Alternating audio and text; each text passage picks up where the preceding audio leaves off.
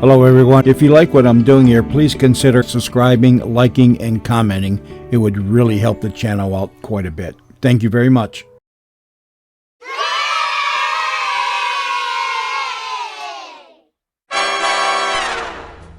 Once again, Decoder Ring Theater presents another page from the casebook of that master of mystery, that sultan of sleuthing, Martin Bracknell's immortal detective, Black Jack Justice, starring Christopher Mott as Jack and Andrea Lyons as Trixie Dixon, girl detective.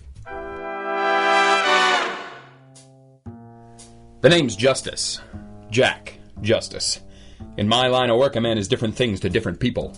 To the pencil pushers down at City Hall, I'm a licensed private investigator, with a little tin shield to prove it.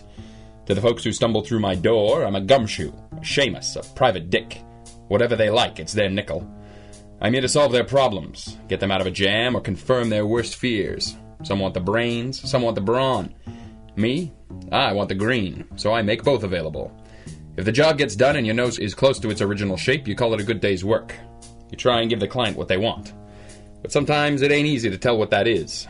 Some want the savior, some want the sap. Some can't seem to make up their minds. This here's the story of one of those times. It was 8:15 in the morning when the door opened. If Trixie was surprised to see me at my desk, she didn't give me the satisfaction of showing it. She closed the office door, the glass pane that bore the words, Jack Justice Investigations, rattling softly behind her. Good morning, sunshine. Getting an early start? Something like that. Can't imagine why, since we don't have a case. Just catching up on some paperwork. Paperwork. Right. The name's Dixon. Trixie Dixon, girl detective. There are lots of ways to tell if a man is lying, but the simplest is to check if his lips are moving. Blackjack isn't exactly a morning person, never has been. So on those rare occasions when he was behind his desk when I walked through the door, I knew he'd been there all night. I knew it from long habit, and if I didn't, I'd have known it from the aroma of stale whiskey and black coffee that a clean shirt and a splash of water in the face did nothing to dispel. Jack wasn't big on inactivity. When things got quiet, he'd crawl inside his old files and dust off one that got away. There weren't many of them, but they gnawed away at him and he kept the wounds open. I almost admired him for it, but I'd never let him know that. Let me guess, the Worthington pearls. Nah, the Moretti poisoning. The Moretti poisoning, Jack! I don't want to hear it. Stanley Moretti was guilty, Jack. Says you. Says me. Says the cops. Says the prosecutor. Says the judge and the jury. Swell. And I say there's something that never sat right about it. You're wasting your time. It's my time to waste, ain't it? Sure. I'm sure Stanley Moretti'd be awful glad you're still on the case. If they hadn't hung him 4 years ago, that is. He was a client. Better a dead client than no client, that it? Somebody up there must like me a lot better than it seems, because at that moment Trixie's banter was cut mercifully short by a frail at the door. She wasn't that much to look at. About 5'4", long brown hair tucked away under a small cap. Her coat was older and too thin for the damp November wind. There was nothing much to notice about her at all, except for the eyes. They were big and brown, soft and doe-like, and they peeped out from underneath the brim of her cap, pleading with a breathless urgency. The kind of eyes that whispered, "Please help me," without her saying a word. The kind of eyes that made a sap out of me more than once. She stood there a moment, her back to the door. I looked at Trixie. She looked at me. Her hat and coat were out of season and out of style, but they'd been awfully fashionable not long ago. She might have fallen on hard times, but my money said no. There was too much pride in the way she held her head, the way she met Jack's leering gaze. And the gloves were too new. If this wasn't a society girl trying to blend in, she was doing a heck of a routine. Whoever our guest was, she wasn't anxious to advertise. I'm sorry to intrude. I'm looking for Mr. Jack Justice. You found him. This is my associate, Miss Dixon. Trixie, please. Very glad to meet you. Why don't you sit down, Miss... Yes, thank you. I'm afraid the coffee is neither very good nor very fresh, but it would certainly help to warm you up. Would you care for a cup, Miss? No, thank you. No coffee. Well, it doesn't take much of a detective to figure out you'd rather leave names out of this, at least until we've heard your story. Is that so? Thank you. Yes. Why don't you begin at the beginning? I hope I can rely on your discretion in this matter, should you decide to take my case on. Discretion is my middle name. Mine's Cynthia, but you can count on me, too. If it helps you, why don't you lay things out in the hypothetical, and we can let you know if we can help. Hypothetically, of course. Of course. Thank you. That might be best. The story's not a very original one, I'm afraid. A young girl, very much in love with a certain young man, sends him letters telling him so in no uncertain terms, and receives the same sort of letters back from her love. Time passes, not very much of it looking back, but an eternity of warm summer nights to two people who have every expectation of more. And every day they cannot be together, there are letters. Then the war came, and the young man, like so many young men, goes off to fight. More letters flow between them. The letters speak of memories they shared and dreams they never would. My handkerchief? Thank you. The young man was killed? Yes. Yes, he died in Italy, and part of me died with him. Forgive me, I can no longer maintain the pretense. In time, I learned to live again, and even to love, after a fashion. Not with the same flaming passion of youth. That was for him alone. But a good man, a trustworthy and dependable man. My husband. I understand. The youthful letters that lost love sent to me have been my comfort. My husband is a decent man and allows me my privacy. I never had to worry about him discovering them. Until... I beg your pardon? Forgive me, ma'am. You wouldn't be here if there wasn't an until or an unless coming up fast. Of course. In all the years that I was comforted by those letters, it honestly never occurred to me to wonder... What became of the letters you sent him? How did you know? Forgive me, ma'am, but as you say, the story's not that original. We've dealt with this kind of situation before. We're willing to play it however you'd like, and no one needs to hear a word about it. But I think it's time we laid our cards on the table. How do you mean? Your name would be a real good start. Must I? I'll double your usual retainer. Sorry, precious. If trouble calls, we can take a lot of heat for you, but we can't protect you if we're in the dark. Besides, it's bad for business. I see. My name is Donna Ryan. Jack's eyes narrowed and his jaw set hard behind his smirk. Donna Ryan, wife of industrialist Clarence Ryan. The Ryans drew a lot of water in this town. This might be more trouble than it was worth. Jack glanced at me. I shrugged a little. We did need the case, but did we need the headaches? I was doing mental arithmetic, adding up the pros and cons on an invisible ledger. Jack's eyes drifted back to Mrs. Ryan. I wondered what he was adding up. The Ryan dame looked down at her shoes. Her whole body was shaking, trembling in a way that had nothing to do with the draft through the office window. She'd touched up her face before she came in, but this close I could see that a lot of tears had wandered past those eyes in the last few hours. She was terrified. Terrified of everything. Everything she had and everything she'd lost. We knew who she was, and she was almost sure we'd use it to our advantage. That tore it. I've different things to different people, but I'm a blackmailer to nobody.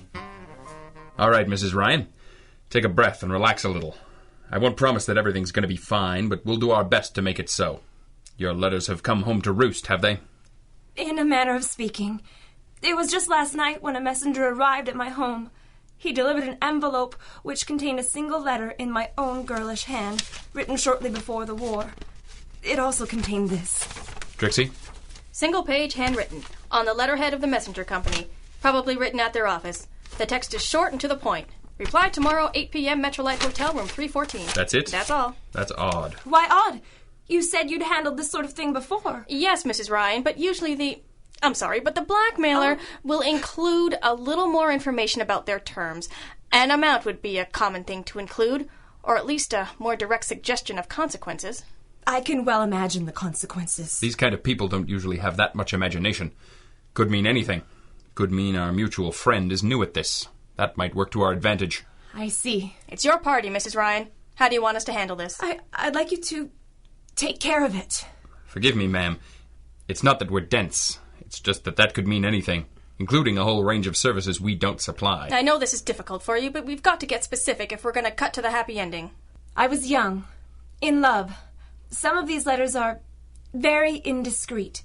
I must have them back. There's no guarantees in this kind of case, but the house odds say grit your teeth and pay up. If our mutual friend gets wise after that, well, there are ways of keeping him to the bargain.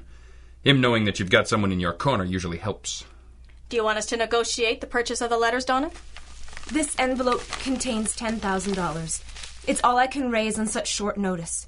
I could probably get another 20 together in a few days, but any more than that and my husband would be sure to notice. Trixie, can we write up a contract for Mrs. Ryan?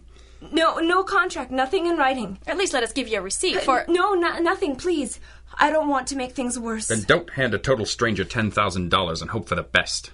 I'd have to be either crooked or a fool to take it. Trixie, write out a receipt for Mrs. Ryan. Put a note on it that it's for a retainer. Retainer? A little high, I'll give you that. But it reads better than hush money. Mrs. Ryan signed the receipt. She didn't like it much, but she did it all right. I felt for her, poor thing. She stumbled her way into what most girls would call a happy ending. Most girls whose hearts weren't buried under a small white cross somewhere in Italy, that is. She'd lost everything once, and it was up to us to see it didn't happen again. I've never trusted blackmailers. If that sounds obvious, you've probably spent very little time in the company of scum, and your mother must be very proud of you. There's a certain logic at work in the criminal mind, a certain gray-collar work ethic that says, don't mess with me, and I won't mess with you. Blackmailers? Anyone who's that much of a natural-born coward will do anything at any moment just because he's afraid. And old Squarejaw wasn't known for his subtlety. So before we kept our date at the Metro Light, I took a few extra precautions. Here we are, Trix. Room 314. You ready for this? I've got the Beretta in my handbag and a snub-nosed .38 strapped to the inside of my thigh, if that's what you're asking. I wasn't, but thanks for the mental pinup. I don't like this. I think you're right. Heads we kick it in, tails we work the lock. Work the lock, tough guy. You're no fun. I'm not here to be fun. Not with that 38 on the road to Berlin. Got the lock. You ready? Ready. Oh, brother. You said it. On the floor, behind the bed, was a man, about 45. 5'10", 5'11" if he was standing, which he wasn't likely to do again. His suit was blue, pinstriped, well cut, and soaked in his own blood. The blood was thickening, maybe an hour old, maybe more, and had come from a wound in his chest.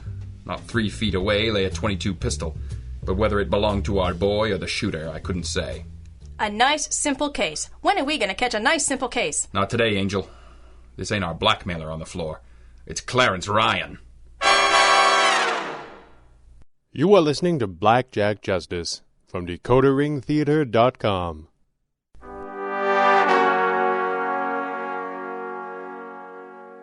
Jack dialed the front desk and asked for the police. The boy at the desk had been too busy with a dime novel to pay much attention when we'd walked past him, so Jack figured I could slip down the fire escape to give our client the heads up without both our licenses getting pulled. I drove out to the Ryan spread with John Law maybe 15 minutes behind me. Her reaction was far from typical. And that's the way it is, ma'am.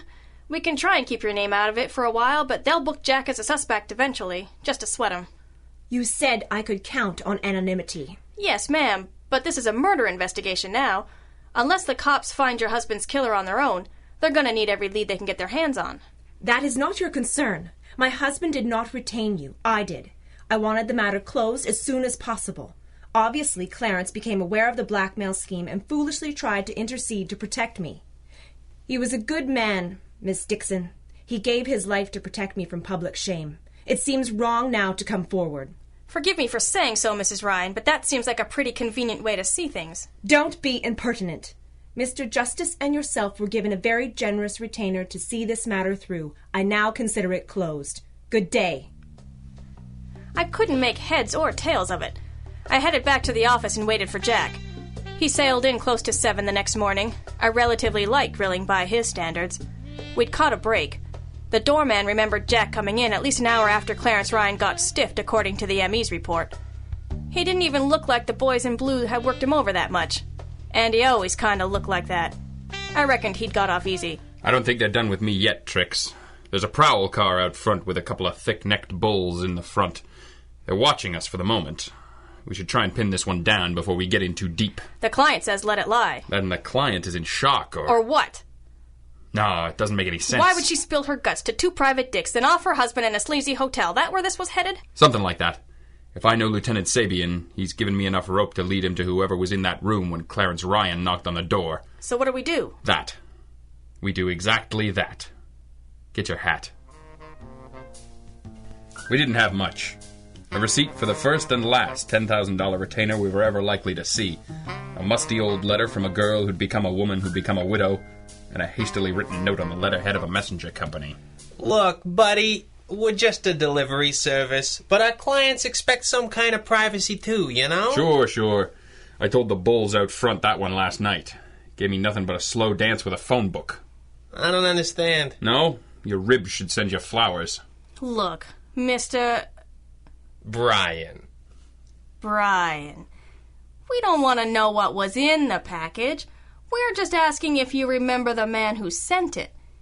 It was a late delivery, sent in the evening 2 nights ago, and the man who sent it borrowed a sheet of letterhead to write a note to go with it. She was good, all right. I'd never tell her that, but she was slick. Brian sure thought so. Of course, he didn't know about the 38. Sure, no package, just the note and another letter, right? Right. Sure, he paid cash. Didn't leave no name. Left an address. Metrolite Hotel? Yeah. He checked out. Can you remember what he looked like? Sure, I guess. Kinda medium build, brown hair, glasses. Talked funny. Like an accent? Yeah, but not really, you know? English, but not too English. And he had a shrapnel scar in his left hand. You see a lot of shrapnel scars in the messenger business? No. Infantry. That narrows it down to half the guys in town, including you and me. Thanks for your help. Sure. Oh, hey, listen. It was a late delivery, but it wasn't a late drop-off, if that helps you. What do you mean? He came in around noon. Asked for delivery after 6. Paid extra. Pal, I'm begging you. The name on the envelope. You infantry? Yeah. Italy? You name it. Aw, heck. The name was Ryan. Just Ryan? No Mr. or Mrs.? Nah, just Ryan. Thanks, pal. Come on, Trix. I could use a shot of breakfast. We settled in at a dive around the corner called Dugan's. I wasn't sure how Jack's war stories trumped my eyelash batting. He said you had to be there, be glad you weren't. But halfway through his bourbon, he started making sense. If you were going to blackmail a lady, what's the one thing you'd make sure to do? I'm too sleepy for the Socratic method. Spill. Our blackmailer asked for delivery after 6, when he could expect the man of the house to be home, and the envelope was addressed to Ryan, which means if the mister had been there, he'd have opened it, right? Stands to reason. Let's have another drink and read each other love letters. Jack leaned on the bell at the Ryan Plays Hard. There was none of his usual smug self-satisfaction in his eyes, so I knew he wasn't looking forward to testing his theory. If he was right, his news would be even less welcome than the message I'd brought the night before. Jack pushed his way past the houseboy. I followed him quickly. Across the street, our shadows in the idling patrol car watched with all the subtlety of a brick through a window. You! I told you last night. You talk to us now or you'll do a great deal more talking later, and it'll be to a judge. It's up to you, but my way's easier. Please, my husband is dead. Stop it! If you gave a damn about your husband's death, you wouldn't be protecting his murderer. How dare you! I said stop it! There isn't time for the Debutante Dramatic Society. Look out that window. See that patrol car? Yes. They'd rather not come in here themselves. Out of respect for you and your family. The Ryan name carries some weight in this town. It won't if pictures of a police raid are in every paper in town, so they're letting me do this my way. I don't know what you're talking about. Why would they raid my house? They'd be carrying out a search warrant, looking for some old love letters, and they'd find them too. Why are you doing this? Love letters sent to you years ago from a man that died in the war. Love letters written in a hand that matches this note sent 2 nights ago from a messenger company downtown. A hand that matches the signature in the register of the Metrolite Hotel, room 314. He's changed his name, probably more than once. The letter you left with us says he used to be my darling Mike. Stop it! How dare you! He showed up at the door about an hour before Miss Dixon arrived with news of your husband's death. That's about right, isn't it? Stop it! Darling, I've returned at last. I've killed your husband so we can be together. That was the line, wasn't it? Wasn't it? You can't prove any of this! Maybe I can, maybe I can't. But there's a few questions you need to ask yourself before you make me try. Questions? You're not gonna like this, Donna. You've got to listen. This lost love of yours. Where's he been all this time? The war's long over. I hear he's picked up an English lilt. English, mind you, not German or Italian or even Japanese. I don't know how he came to be officially dead. That kind of thing can happen in war. You can believe whatever he's told you if you like. But where's he been all this time? Before you become accessory after the fact in the murder of your husband, you need to ask yourself why this once-in-a-lifetime love of yours started a new life somewhere else. Stop it! Get out! If I get out, the law comes in, and both of you can hang. Jack. Mrs. Ryan, the blackmail note... There was no blackmail! There was, Mrs. Ryan. But not the kind you think. You received a package containing one of your old love letters. You assumed the sender meant to blackmail you. But he paid extra for evening delivery. The note wasn't meant for you.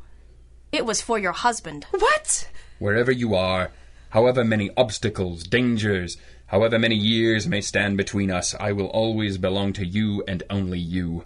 My one true love, I will always be yours and yours alone. You wrote those words, Mrs. Ryan. You assumed the package was for you, and you assumed it was the first of its kind.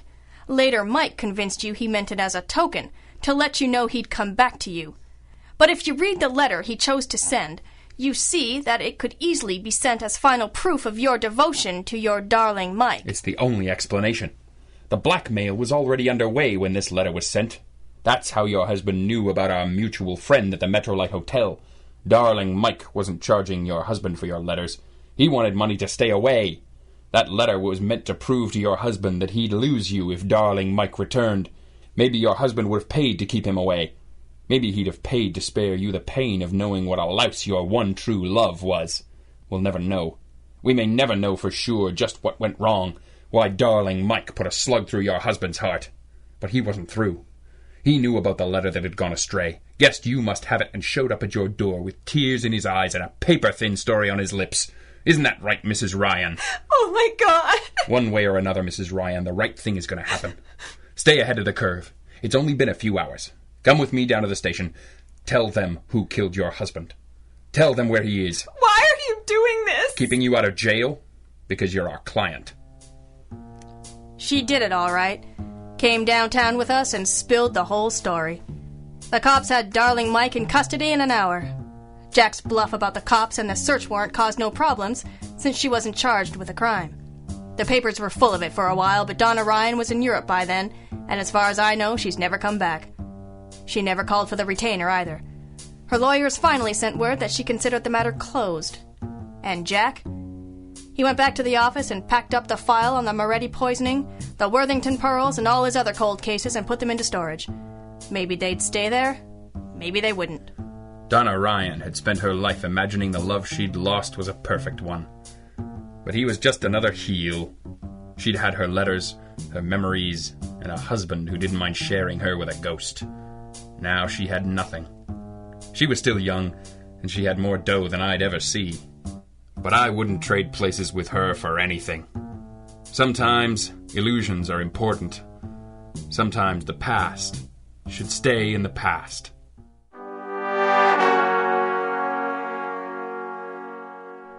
Blackjack Justice, Episode 1, Justice Served Cold, was written and directed by Greg Taylor and starred Christopher Mott and Andrea Lyons, with additional voices provided by Shannon Arnold and Greg Taylor. This recording and the story, characters, and situations depicted within are the property of their author and creator and protected by copyright. Until next time, remember, DecoderRingTheater.com is your address to adventure.